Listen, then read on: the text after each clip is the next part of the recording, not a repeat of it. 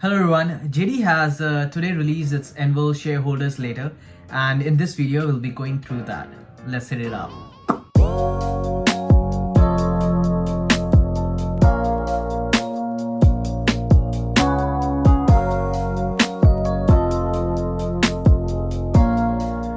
Alright guys, so this letter is actually written by Richard Liu, who's the founder of JD.com. And in this letter, he's not talking much about the quantitative part of the business, like, giving you the numbers and stuff on how well the business has done or where they're heading in the future.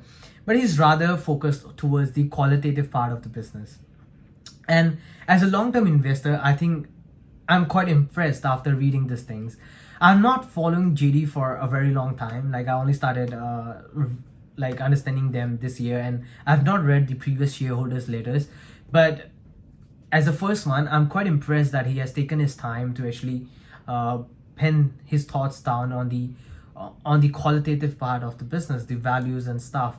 It's another thing to have it on their website with core values and blah blah blah, which has become a norm, but nobody really understands that, and it's just a cliche kind of thing, right?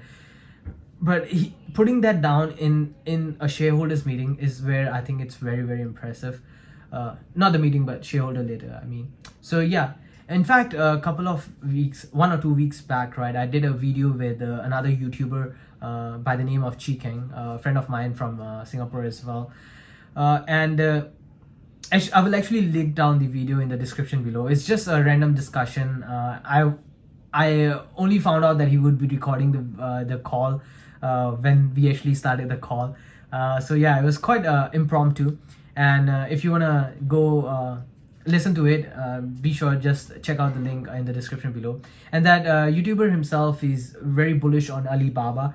So if you are someone who's interested in Alibaba, do go out and check him out. The point is that after that video was done, right, we were still talking, and one of the things that topic that we went on to was what makes a businessman successful, or what makes a company successful. And my take was that the most important part, I would say, and I think he agreed, is that it's about the managing of people. A good businessman is the person who can manage people, and by that I mean that they are able to bring out the best from their employees. Taking an example of Steve Jobs, right? Obviously, running a tech company, he wasn't a technical genius, right? He didn't know nothing about electronics or stuff to the level he could build it, right? But he formed a team of people who knew how to do it, and he was able to drive them towards a common goal. And that's what makes a businessman a good businessman, and that's how he brought the company to where it stood in the past, and now, I mean, it's followed up by by Tim Cook, right? So I think the same thing. It's all about creating that work environment for your employees where they're able to thrive, and where the employees are happy and they thrive, right? That's where innovation comes from. It doesn't happen if you just put some people in a box and they are sitting in front of the computer, and you tell them what to do, and that's gonna kill innovation, right? If you're able to give them the freedom, freedom to think on by themselves, and you're able to provide them with the safety, if they feel secure in exploring new things, in failing, that's where innovation would come from. And this is what the company brings out in this shareholders letter. And one of the statements that they mention is that the most basic business logic that they adhere to is that if the company treats its employees well, the employees will serve the customers with sincerity, and only then the company is able to earn the trust of the customers. And this is something that I personally agree with. It's before even this shareholders letter that now I don't understand. I mean, I don't take myself as a business expert. I've done some small businesses which obviously failed and whatever, and I've also worked as an employee in odd jobs, particularly restaurants and stuff. And that's where I figured this out. I was working for a particular bar which was encouraging in actually engaging with the customers. They were not looking into oh, just do your work fast. My manager himself, he was like, hey, you wanna talk to that particular customer, go ahead and entertain the customers, talk to them.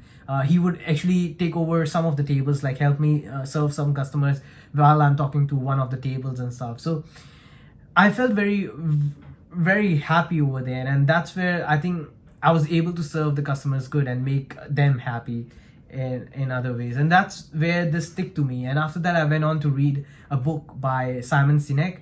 The book is named, I think, Start with Why. And I'm not sure he mentioned it there or one of the other books that he did. I read 2 books by him. So that's where he mentions this as well. And I was able to relate to it.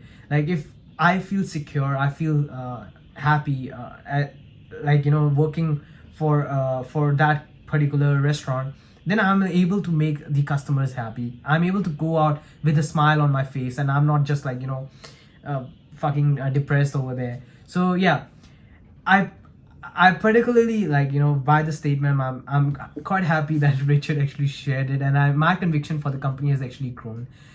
And they also mentioned a story of where one of the couriers that served a community of residents in Beijing, right? He was actually planning to leave, but then the community itself arranged, like, when they learned about his plans to leave, they actually organized to retain the courier. I am not exactly sure what they did, but that's what Richard says here: organized to retain the courier. Maybe this is something that tells us that the values are actually flowing down to the customer. I mean, the employees are actually feeling happy. Usually, right, the courier's job is very stressful. Like, they are given timings to bring the parcel to one house or the other house, and they're running their van here and there. I've done it for one day, and I was like, fuck this shit, I'm not gonna do it. So yeah, so I think if even in that space, if JD is able to keep their employees happy, it's a big achievement. Other than this, he also talks about one thing that they did. I mean, JD obviously collects data from its business, right? What the customers are looking for and all those things. And they were actually able to work with a home appliance brand to design a fridge with a special storage for baby food. And that particular refrigerator achieved 100 million RMB sales during the Singles Day grand promotion. So within I don't know how long is the Singles Day promotion, I think 2-3 days. So yeah, they did $100 million worth of sales of that particular refrigerator. So that means they are able to incorporate their data into actual products, and this is amazing. And in 2020, in the same vein, more than 1,000 brands actually engaged with JD to collaborate on tailoring the products towards the customers' needs. So yeah, I think this is quite interesting as well. I'm not sure Alibaba is doing something on that line, but yeah, I think they would be doing it as well. But this is something that I didn't think about, so it's quite smart that they're doing it. So yeah, overall, I think yeah, like I said, the letter is more focused on the employees, and he's talking more about how the values of the company is and all those things. And I think if you are invested into JD, definitely go and read this letter out. They just released it today, I guess. So yeah, that's about it for this episode. See you in the next one. Ciao.